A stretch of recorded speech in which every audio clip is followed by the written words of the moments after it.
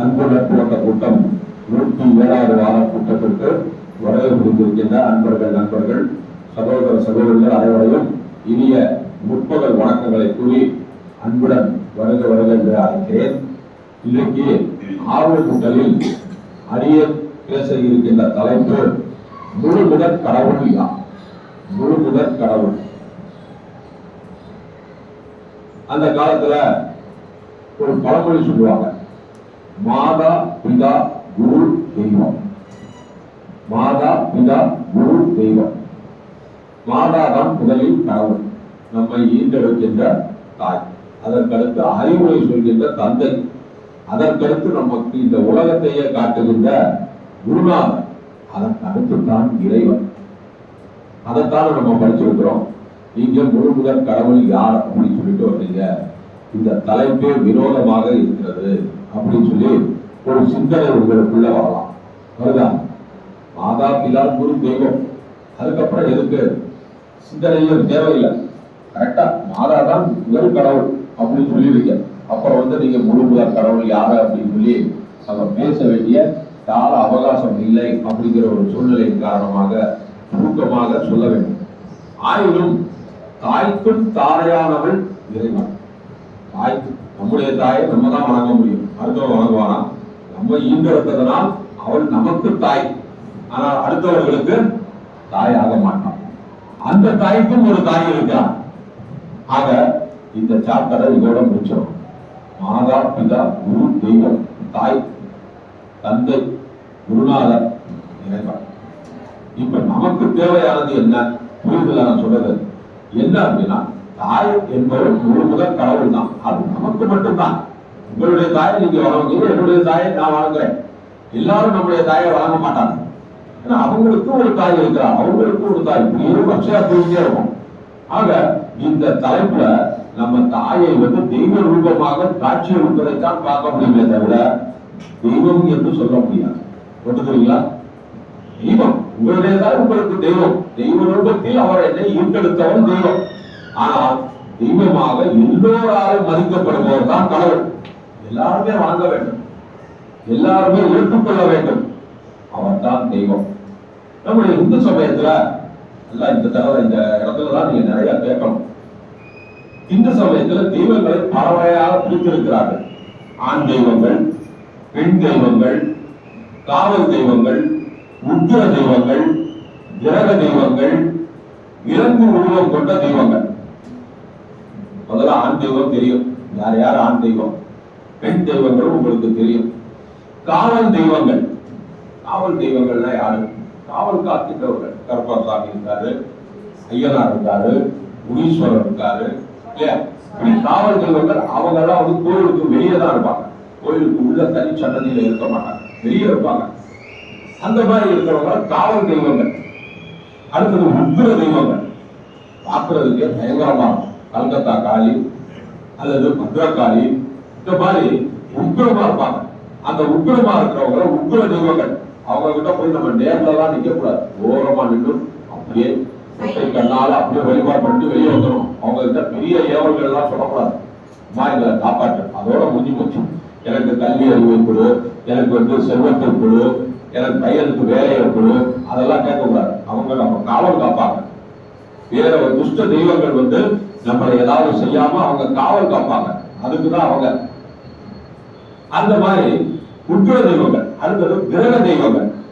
கிரக தெய்வங்கள் அப்படின்னா நவக்கிரகங்கள். நவக்கிரகங்கள் ஒரு தெய்வம் தான். அவங்க அவங்க பணியை ஆட்டிக்கொண்டே இருப்பார்கள். ஏதாவது ஒரு வழியில அந்த பணிகளை ஆட்டிக்கொண்டே இருப்பார்கள். திடீரென்று கிரக பயிற்சி, சனி பயிற்சி, குரு பயிற்சி, ராகு கேது பயிற்சி, இப்படி பயிற்சிகள் வரும்போது நம்முடைய சூழ்நிலைகள் மாறும். தொழில் மாறும், சூழ்நிலைகள் மாறும், உடல்நிலை மாறும். இப்படி மாறும்போது அவங்கெல்லாம் அதுல முக்கிய பங்கு எடுக்கிறார்கள். அதற்கு அடுத்தது விலங்கு உருவங்களின் தெய்வங்கள்.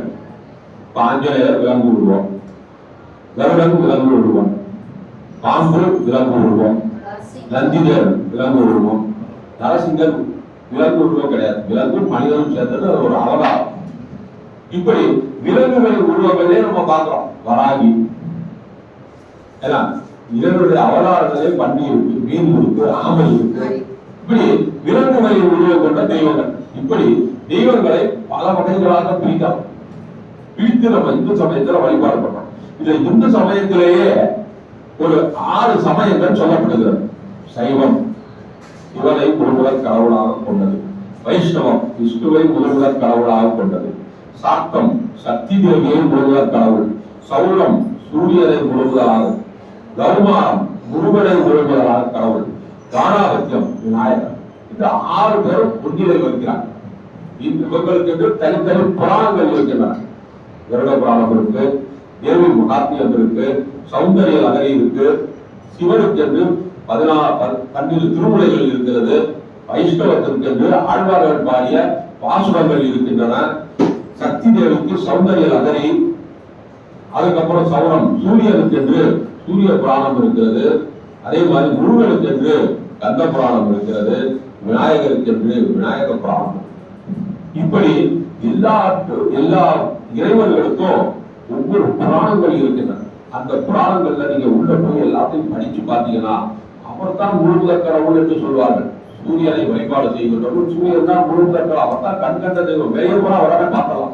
இப்ப நம்ம வெளிச்சத்துல உட்கார்ந்து இருக்கிறது அவருடைய தயவுல தான் உட்கார்ந்துருக்கோம். அவருடைய தயவுல ஏகப்பட்டது நடக்குது. இன்னைக்கு சோலார் எனர்ஜி எல்லாம் யாரு சூரியன் தான் வாங்குறோம். கரண்ட் சூரிய ஒளிக்கதிர்கள் எப்படி இந்த மாதிரி அவங்க சொல்லி இருக்கிறதெல்லாம் பார்த்தோம்னா கிட்டத்தட்ட ஒவ்வொரு சமயத்திலையும் முழுமுதற் கடவுள் முழுமுதற் கடவுள் முழுமுதற் கடவுள். யாரைத்தான் நம்ம முழுமுதற் கடவுளாக கொள்வது? ஒரு சந்தேகம் வருதா? ஒரு சில பேரு விஷ்ணுவை தான் முழுமுதற் கடவுள், அவன் தாப்பா எல்லாமே. ஒரு சில பேர் சிவனையே முழுமுதற் கடவுள், அவர் தான். இடத்துலதான் நீங்க சிந்தனைக்கு கொஞ்சம் உள்ள வரணும். அப்ப யாரை நம்ம ஏற்றுக்கொள்வது? சண்டை போடுறதா? யாரு நீக்கிறாங்களோ அதுதான் முழுமுதற் கடவுள் சொல்றதா அப்படின்னு சொல்லும் போது நமக்கு ஒரு சில ஆராய்ச்சி கருத்துக்கள் தேவைப்படுகிறது. சிவனில் பாதி சக்தி, அர்த்தநாரீஸ்வரர் உருவம். சிவனின் நெற்றிக்கரையில் இருந்து பிறந்தவன் யாரு? முருகப் பெருமான். சிவனின் மகன் யாரு? விநாயக பெருமான். சூரியன் என்பது ஒரு கோள், ஒரு கிரகம். சூரியன் என்பது அது ஒரு பக்கம் இருக்கு. வைஷ்ணவத்துல விஷ்ணு என்பவர் தனியாக சொல்லப்படுகிறார். ஆக மொத்தத்திலேயே நமக்கு 5 பேர் அவருடைய கீழே வந்துடுறாங்க. யாரு? சிவனுடைய கீழே வந்துடுறாங்களா? முருகன் அவருடைய நெற்றிக்கண்ணிலிருந்து தோன்றியவர், அவருடைய கண்ட்ரோல்ல தான் இருப்பார். விநாயகர் அவருடைய மகன், அவரும் அவருடைய கண்ட்ரோல்ல தான் இருப்பார். சக்தி ஒரு சைடு அவங்க கண்ட்ரோல்ல இருக்காங்க. அதே மாதிரி கிரகங்கள் அவருடைய கோள்கள் சொன்னபடிதான் நடக்குது. நீ இந்த வேலையை பாரு, நீ இந்த வேலையை பாரு, நீ இந்த வேலையை பாரு அப்படின்னு சொல்றபடிதான் நடக்குது. ஆக கிட்டத்தட்ட எல்லாரும் ஒன்று சேர்ந்தாங்க. விஷ்ணு பெருமான் மட்டும் தனியா நிற்கிறார் ஆர்குமெண்ட் பண்றதுக்கு. அதுக்கும் ஒரு கதை சொல்லுவாங்க. சிவபெருமான் பிரம்மனும் விஷ்ணுவும் வர்றாங்க. நம்ம 2 பேர்ல சட்டை எங்கள்ல யாரு பெரியவங்க அப்படின்னு சொல்லி ஒருத்தர் என்ன பண்றாரு? அடியை தேடி போறாரு, ஒருத்தர் முடியை தேடி போறாரு. போயிட்டு ஒருத்தர் ஒத்துக்கிட்டார், நான் மேல போனேன் கீழே போனேன் அப்படின்னு சொல்லிட்டு ஒருத்தர் பொய் சொல்ல, ஒருத்தர் மெய்ய சொல்ல, கடைசியில அதுக்கு ஒரு தீர்ப்பு வழங்கப்படாத. தீர்ப்பு வழங்குவதற்கு காரணகர்த்தாவாக யார் இருந்தாங்க? சிவபெருமான். வேற எங்கேயும் போயிருக்கலாமே அவங்க. ஏனென்றால் அவர்களுக்கு நம்ம ஒரு கேள்வி கேட்கிறோம்னா, நம்மை விட ஒரு பெரிய வயதில் முதிர்ந்த பக்குவப்பட்ட கல்வி அறிவில் பக்குவப்பட்ட அனுபவ அறிவில் பக்குவப்பட்டவர்களை தான் அந்த கேள்வி பெரிய கேள்வியை கொண்டு போவோம். உங்க பேத்திக்கிட்ட போய் இந்த மாதிரி ஒரு கேள்வி, பொருளாதாரம் இந்திய பொருளாதாரத்தில் சரிவு அப்படின்னு கேட்டப்ப சொல்லுமா? சொல்லும், படிச்சிருந்தா சொல்லும். ஆனா நம்ம கேள்வி கேட்க விரும்பமா? யார்கிட்ட கேட்போம்? நம்மளை விட வயதில் முதிர்ந்த அனுபவ உடையவர்கள் தான் அந்த கேள்வியை கேட்போம்.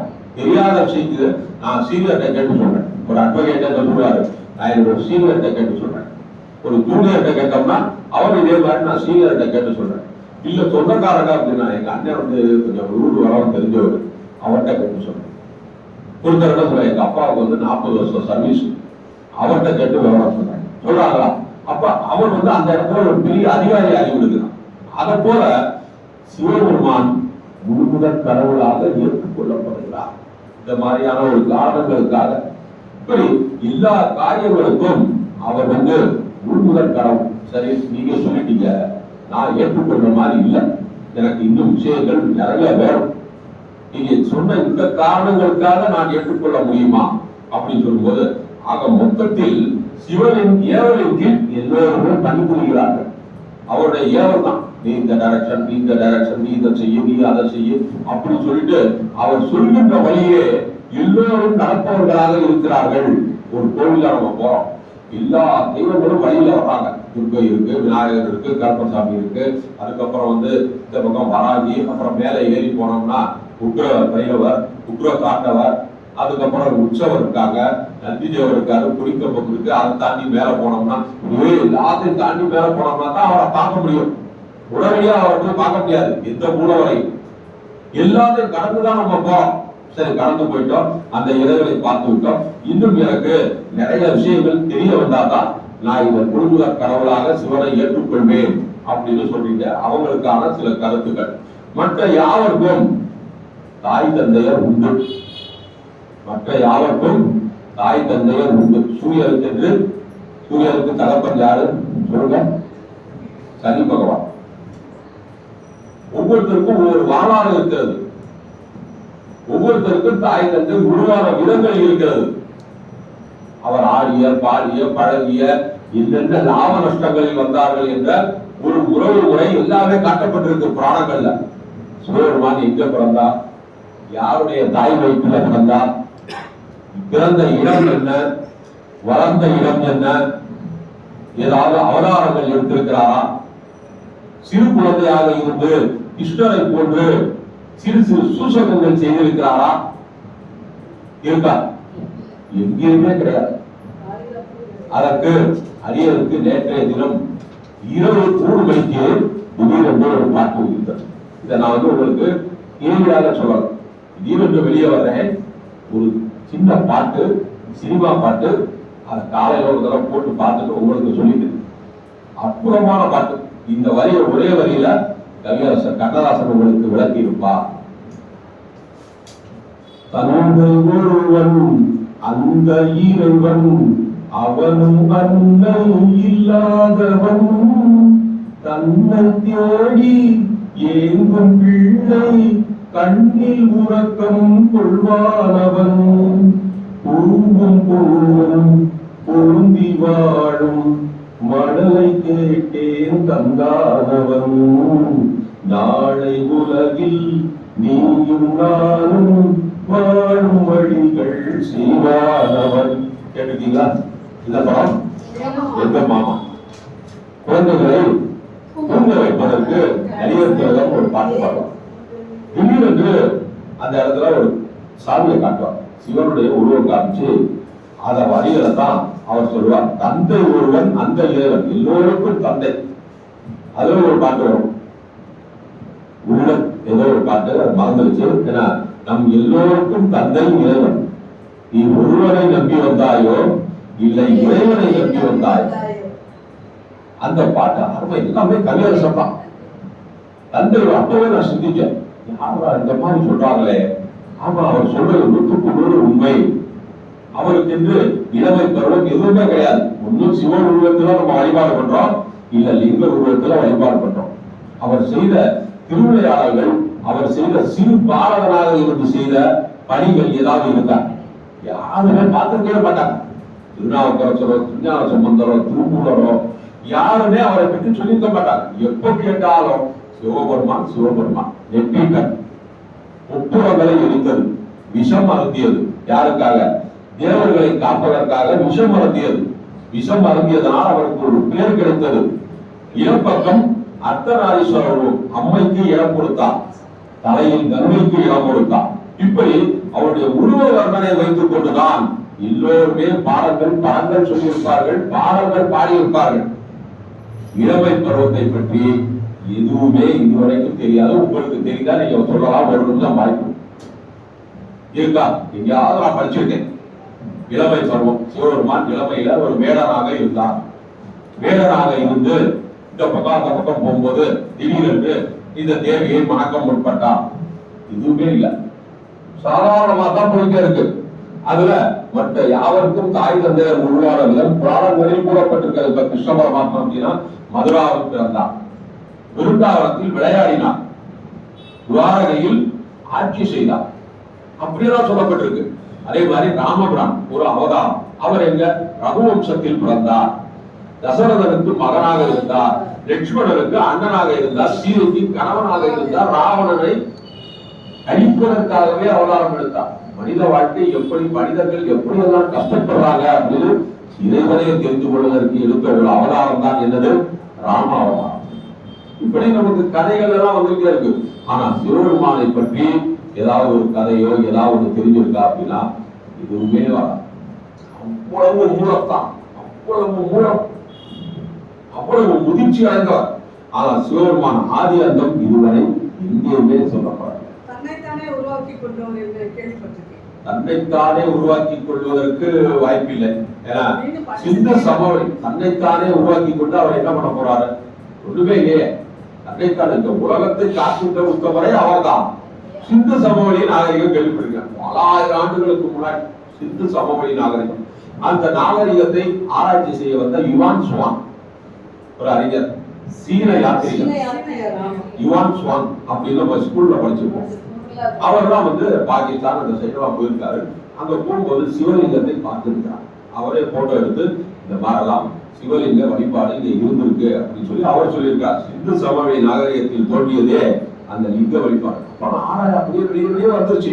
இந்த லிங்க வழிபாடு எப்படிப்பட்டது, இந்த லிங்க வடிவத்தின் உட்புற தோற்றம் என்ன, அதெல்லாம் அவங்க சொல்லிக்கிட்டே வந்தாங்க.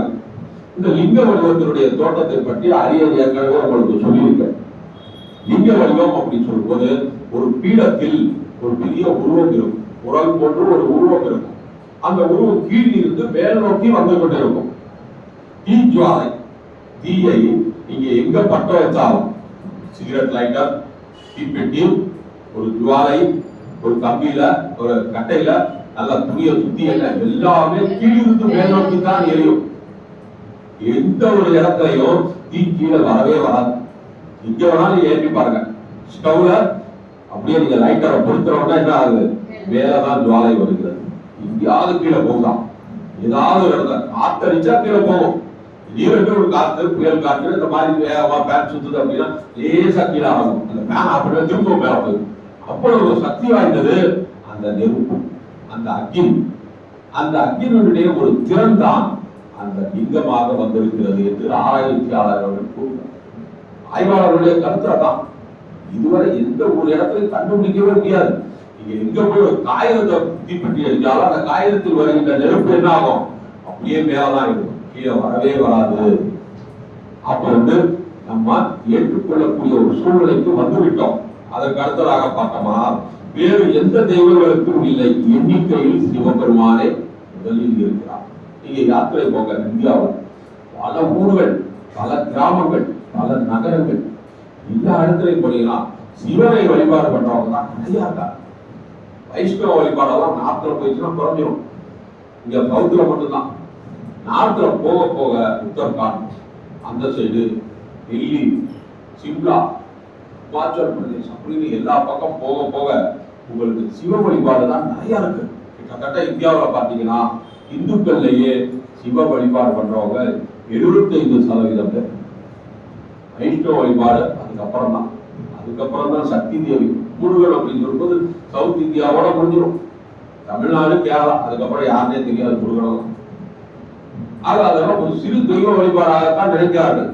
ஆக பெரும் தெய்வம், முழுமுதற் கடவுள் யாரு அப்படின்னா சிவபெருமானால்தான் இருக்க முடியும். அதை நம்ம அன்றாடம் படிக்கின்ற ஒரு பாடலில் இருந்து உங்களுக்கு சொல்கிறேன். யாரும் நம்ம படிப்போம், இந்த பதியை இன்னைக்கு கூட படிப்போம்.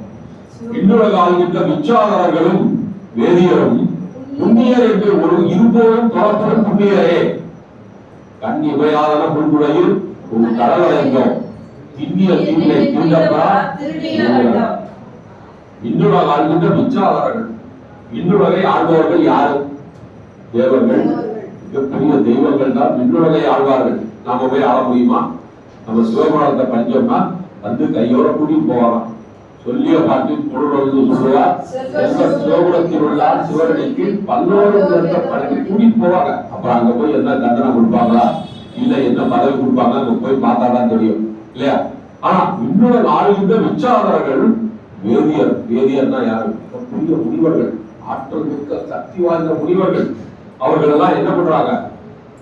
அவரைத்தான் வழிபாடு பண்றார்கள். இத்தனை 2 முறை வழிபாடு செய்பவர்கள் ஒரு பெரிய இறைவராக இருக்கிறார். அதற்கு ஒரு இன்னொரு எடுத்துக்காட்டு, நம்ம பாடாத ஒரு தலைப்பு. அந்த பாட்டை அப்படியே தள்ளிட்டே போயிடுவோம். தலையேறி வணங்காய் தலைமாலை தலைக்கணிந்து தலையாலே பலிதேறும் தலைவரை தலையேறி வணங்காய். திருநாவுக்கரசர் சொல்வார், இந்த உடம்பே நமக்கு இறைவனுக்கு பணியாற்றுவதற்காகத்தான்.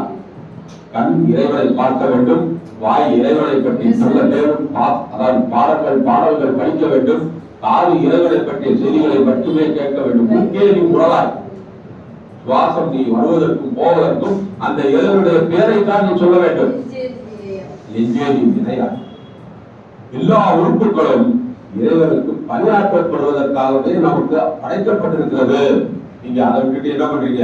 என்னென்னோ வேலையெல்லாம் பார்த்துட்டு இருக்கீங்களே. தலையேறி வணங்காய் தலைமாலை தலைக்கணிந்து தலையாலே பலிதேறும் தலைவனை. இறைவனுடைய கையில ஒரு திருவோடு மண்டை ஓடு.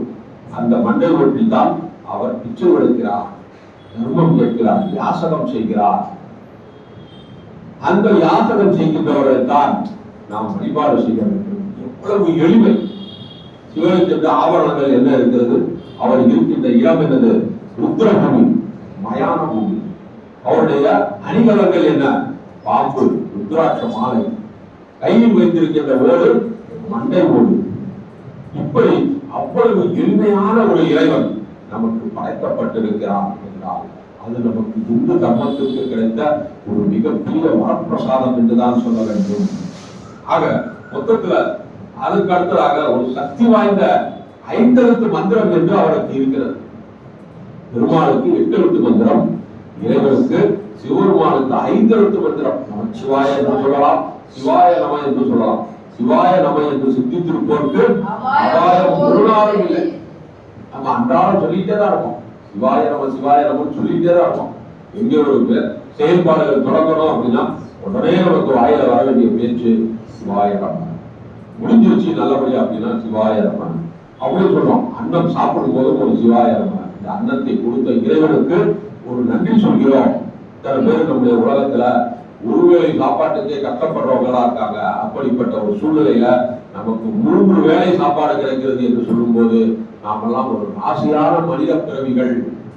அந்த மனித பிறவியை கொடுத்த இறைவனுக்கு நாம் அனைவரும் நன்றி சொல்ல தினசரி கடமைப்பட்டிருக்கிறோம். அதனால பெரிய பெரிய மகான்கள் சொல்றாங்க, இரவு தூங்கும் போது இறைவனை ஒரு நிமிடம் நினைத்து பாருங்கள், எனக்கு இந்த நாள் நல்ல நாளாக கழித்தது. அதே மாதிரி எண்ணிக்கும் போதும் இறைவனுக்கு ஒரு நன்றியை சொல்லிவிட்டே இருக்கிறது. இந்த பொழுது, இன்றைய பொழுது நமக்கு நல்ல பொழுதாக அமைய வேண்டும் என்று. ஆக மொத்தத்தில் முழுமுதற் கடவுள் யார்? இதுவரைக்கும் பல பேர் குழப்பத்துல இருக்காங்க. ஒரு சில பேரு என்ன சொல்லுவாங்க, இதுல குறுக்க நான் பேச விரும்புறேன், குலசாமி தான் மிகப்பெரிய முழுமுதற் கடவுள். குலசாமி என்பது முழுமுதற் கடவுள் உங்களுக்கு இருக்கலாம், ஆனா எல்லாருக்கும் இருக்க மாட்டாங்க. ஆனா சிவன் என்பவர் எல்லோருக்கும் முழுமுதற் கடவுள். யார் வேணாலும் வளரலாம், யாரும் வரக்கூடாது.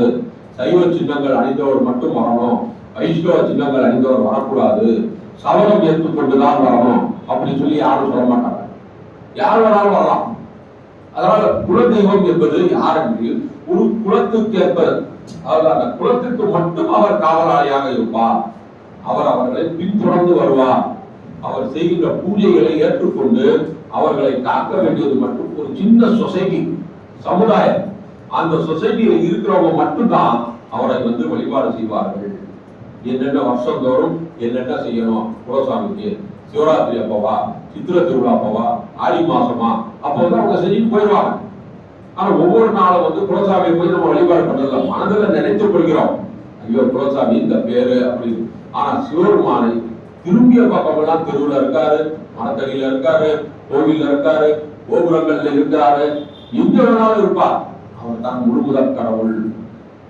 குலசாமி என்பது நம்முடைய மனதில் நமக்கு மட்டும் கிடைத்த ஒருவர் குலசாமி என்பதை யாரும் மறக்கக்கூடாது. இந்த இடத்துல யாரும் தர்க்கம் பண்ணணும் அப்படின்னா நான் கட்டி முடிஞ்சவொன்னு உங்களுக்கு சொல்றேன், நீங்க தர்க்கம் பண்ணலாம்.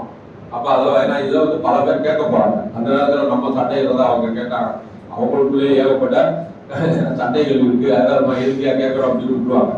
சண்டைகள் அப்படின்னா நீங்க தெளிவுபடுறது நானும் தெளிவுபடும், அதுதான் விஷயம். அந்த மாதிரி இப்ப நம்ம முழுமுதற் கடவுள் என்பது உங்களுக்கு இப்ப தத்ரூபமா தெரிய வந்திருக்கும். யாரு எதுக்காக நம்ம இவ்வளவு நாளா தேவார திருவாசகம் படிச்சுட்டு இருக்கோம்?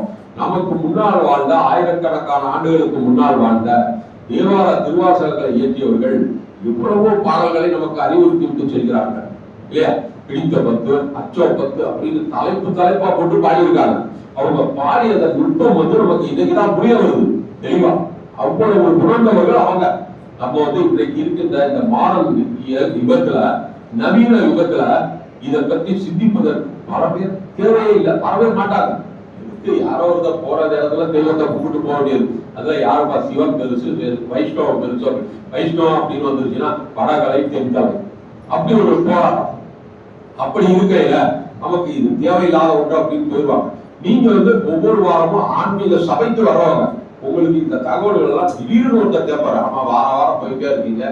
ஏங்க சிவன் முழுமுதற் கடவுளா, பெருமாளா, கத்தியா, முருகனா, விநாயகரா சொல்லுங்க. எனக்கே தெரியல. இங்க கூட்டத்துல போய் உழவர்கிட்ட கேட்டு உங்களுக்கு நான் அங்கிருந்து கான்கால் போடுறேன். ஏன்னா 3 பேர் சேர்ந்து அதுல பேசிக்கிறோம் அப்படின்னு நீங்க சொல்லக்கூடாது.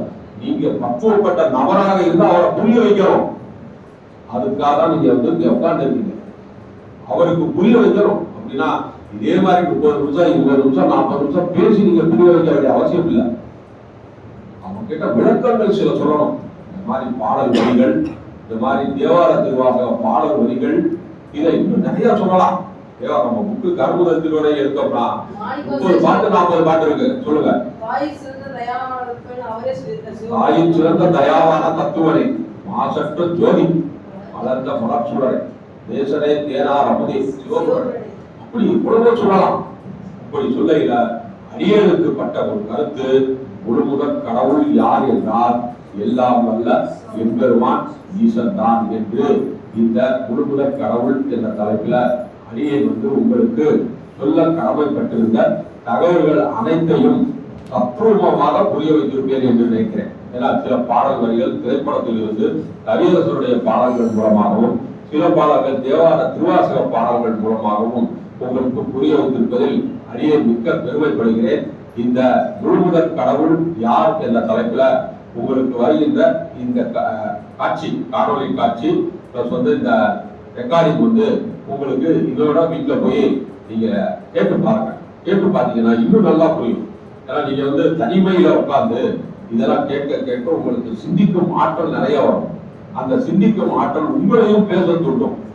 உங்களையும் பேச தூண்டும் போது நீங்களும் ஒரு அரியவராகலாம், திருத்தொண்டராகலாம் என்று கூறி இந்த முழுமுதற் கடவுள் யார் என்ற தலைப்பில் அரியன் இறுதியாக சொல்லிக் கொள்கின்ற கருத்து, என்னப்பன் ஈசன் தான் முழுமுதற் கடவுள் இங்கு இப்போதைக்கு எப்போதைக்கும் என்று சொல்லி இந்த கூட்டத்தில் ஆர்வமூட்டலை இனிதே நிறைவு செய்கிறேன். நன்றி, வணக்கம். திருச்சி.